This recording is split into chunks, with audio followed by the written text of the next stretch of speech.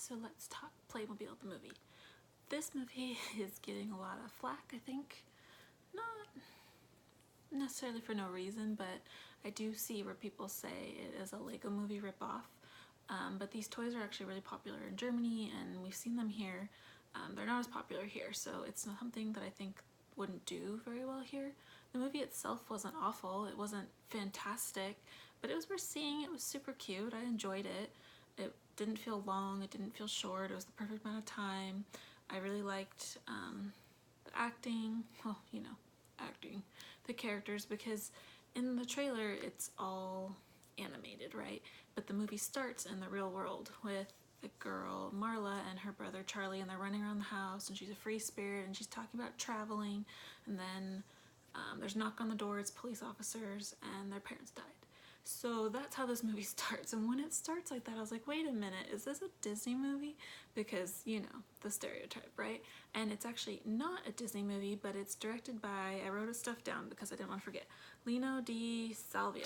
So he is actually a veteran animator for Disney. This is his first like directing and like story that he wrote, and he did even animate a little bit, but he's worked with Disney for a long time, so that's probably where that like story trope came into this. And it was interesting to see like this is what he was doing in this movie, right? So you have Anya Taylor-Joy, who plays Marla, who's the older girl who's taking care of her brother Charlie now, who's Gabriel Bateman, who is no relation to Jason Bateman. I did look that up for you guys. And so she's taking care of him, and it starts with them, and they were super close, and then she's been having to take care of him. It's been like 3 or 4 years, and she's lost her sense of adventure, and he just wants to hang out and do something fun or go somewhere, and she's like, no, I have too much responsibility. And that's how this whole thing starts, right? If you don't recognize her name, I actually really love her. She was in The Witch in like 2015, I think. She's been in a lot of cool stuff. She was in Split. She's that girl. Or Uniquely Pretty, like that's what she reminds me of, but she's up and coming. She's gonna be an Emma that comes out soon. I really like her. You have, I wrote it down like I said, Jim Gaffigan as Dell, who is the guy who owns like a food truck, but it's his place of residence and he does business out of it. Daniel Radcliffe as Rex Dasher, who's like a secret agent in one of the worlds they visit, and he even has his own little like theme song and everything. It's super cute. You have Adam Lambert as Emperor Maximus in the Colosseum setting. Then you have Meghan Trainor as the fairy godmother.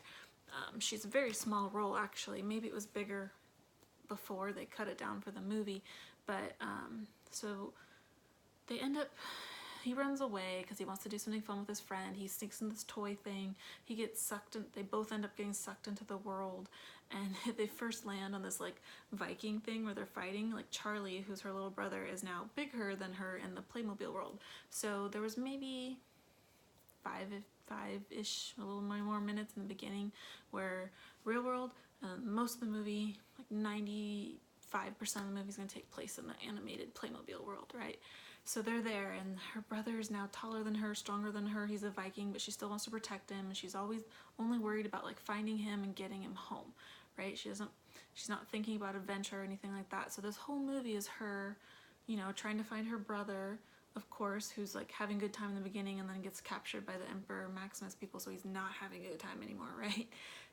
She's trying to find him to just bring him home, but of course along the way she's getting to travel to all these cool places, and she's like slowly discovering herself again and being able to have fun and things like that, and that's cool. Like those are important messages for people. It's like you're never too old to have fun, right?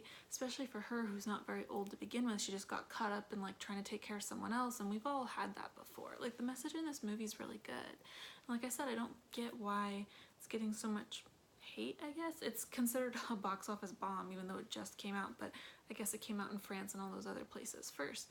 It's not awful, it's just it's bad timing because it's coming right after Frozen.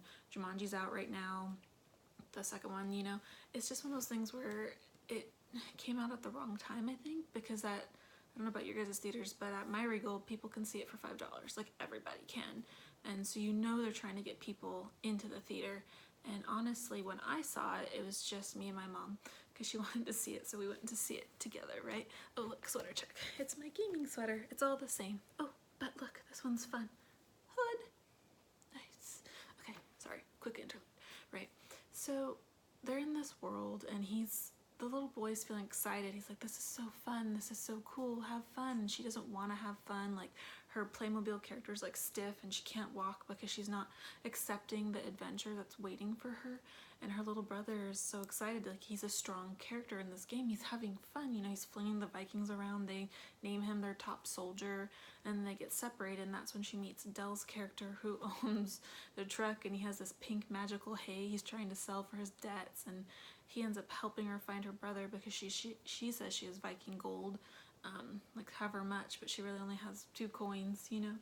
So he's helping her, and in that he's like, well, the best person to find or to help us would be the Rex Dasher character, and he helps them break into the, so that's like some metropolis city setting.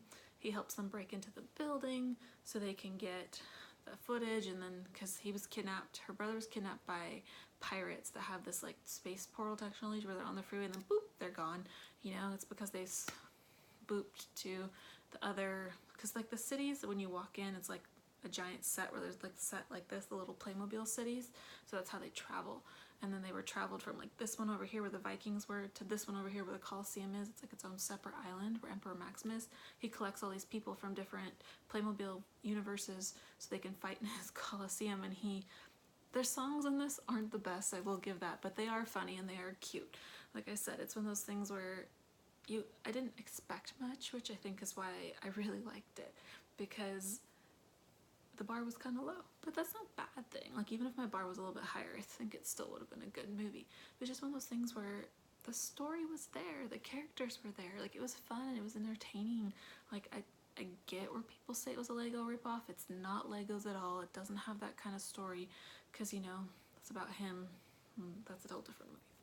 But so she's doing this and she's slowly finding him, and like I said, Rex Dasher's character like thinks he's charming and suave and all this kind of stuff, and he's like, don't, I know you're in love with me, let's just say goodbye here. And she's like, what? I'm just trying to give you something. And he's like, shh, you know, those kinds of things, things like that, where honestly, thinking back, this movie is for kids and kids will enjoy it, but there's a lot of adult humor in it, which is cool, you know, because that's always fun to watch. Like, kids movies are, for me, like, I usually laugh all the way throughout because I get the kids jokes and I get the adult jokes, and then they leave and it was just a fun experience.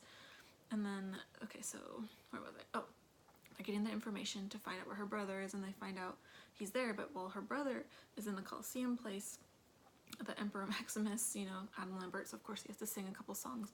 He talks about how he told all his people that they're bad guys, but you're not, I just picked you because you're good warriors to fight in his thing. And then he and his like fellow warriors try to escape, and they sort of get there, but then they get caught last minute. Like, they get on the boat and the boat starts to actually sail away, and then it's still attached to the dock, so it like yanks them back and they all flop onto the dock. And like stuff like that, were like little kids things that I would sure would find hilarious, right?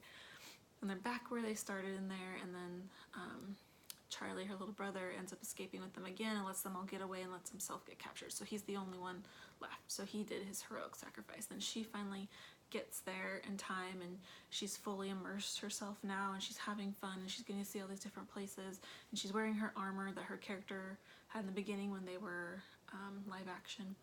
And she's there to save her brother, and the big bad that they're fighting is a giant T-Rex, like Tyrannosaurus Rex. And they're fighting it and they can't, and then of course all these people who've been helping the whole time show up. Like, Dell shows up with his magic hay that they feed to the T-Rex, who like starts flying and he flies away, and then he finally like takes his true calling and does his taco truck thing and starts selling food. And then his other comrades that he let free, you know, Charlie's friends, come back to help save him, but his sister's already saved him. And then they flash back to the real world, right? And they land there, and she's like, oh my god, thank you, I saw you, like, I saved you. And she opens her passport and it has all the stamps of all the places they went to in the Playmobil world. And the security guard comes running and goes, there you are. He's like, that was a quick 5 minutes, wasn't it? Or a long 5 minutes if you're not having your brother. And they look at each other and they're like, what? We were only in that world for 5 minutes? It felt forever, right? And then in the world, you see the T-Rex flying by over the other worlds, and you in the Playmobil world, and you see him passing by his other dinosaurs, and one of them's like, is that Derek? And you just start laughing because he's flying by. And then in the credits scene, there is the security guard picking up the Emperor Maximus, who fell out of his cage because they put him in his cage to keep him contained so he couldn't do anymore, and he's a little evil after. So, I mean, they set it up for a sequel. I don't think it did well enough for one. If they did, I'd watch it. It's definitely cute. Like, kids would love it. You'd love it if you're, you know, have some time to kill and there's really nothing else to watch. It might be like a library movie, you know, or you can rent it, or a Redbox one, because there's so many choices out right now. But like I said, my theater's doing it for $5. It's definitely worth the $5. Like, even if maybe you're doing a marathon, you want something to kill some time. But I thought it was super cute. I enjoyed seeing it. It was kind of sad it's not getting a little more views. I think it's too much of the negative press and people thinking it's like Legos and just too much competition right now. It's hard to do movies like releases in like December time because so much comes out and so much good stuff that people have been waiting for that they're not gonna see something like this. But I liked it, so yeah, bye.